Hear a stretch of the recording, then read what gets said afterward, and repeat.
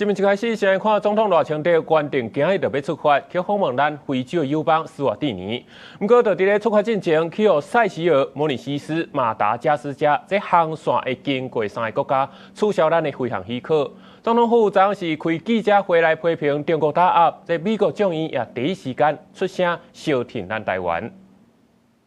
据我们的了解，是明显受到北京当局的这个压力。那国安团队在面对新的情势的时候，也经过慎重的这个评估和重新的这个规划，但是基于元首的安全或者是飞航安全的这个考量，因此我们决定暂缓这次的行动。伫咧出发进前，遭遇到罕见的外交阻挡，包含塞舌尔、摩里西斯、马达加斯加等3个伫咧非洲航线国家，拢无预警就取消咱总统专机的飞行许可。和总统赖清德原底要去庆祝斯瓦蒂尼国王的登基甲华诞，这个计划赶紧打动。北京当局呢，对外做出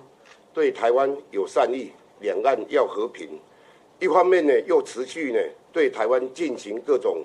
威胁打压，一而再、再而三的伤害台湾人民的情感。那正好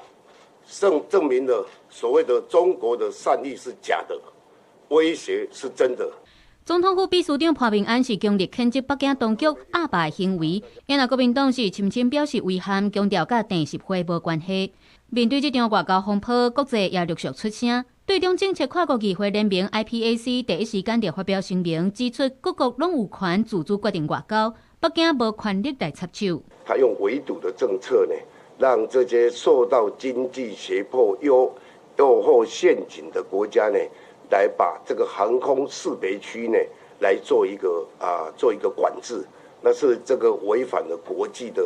惯例及常态。总统赖清德伫咧面册大文指出，任何的威胁甲打压都无法度改变台湾走向世界决心。美国众议院外交委员会第一时间就转发赖总统的文章，表示会甲台湾徛斗阵，对抗中国的威胁。虽然总统的行程被迫暂停，不过总统府也宣布会指派特使去斯瓦蒂尼出席。外交团队会继续推动两边的合作计划，让台湾甲斯瓦蒂尼的邦谊伫挑战当中更加坚定。记者综合报道。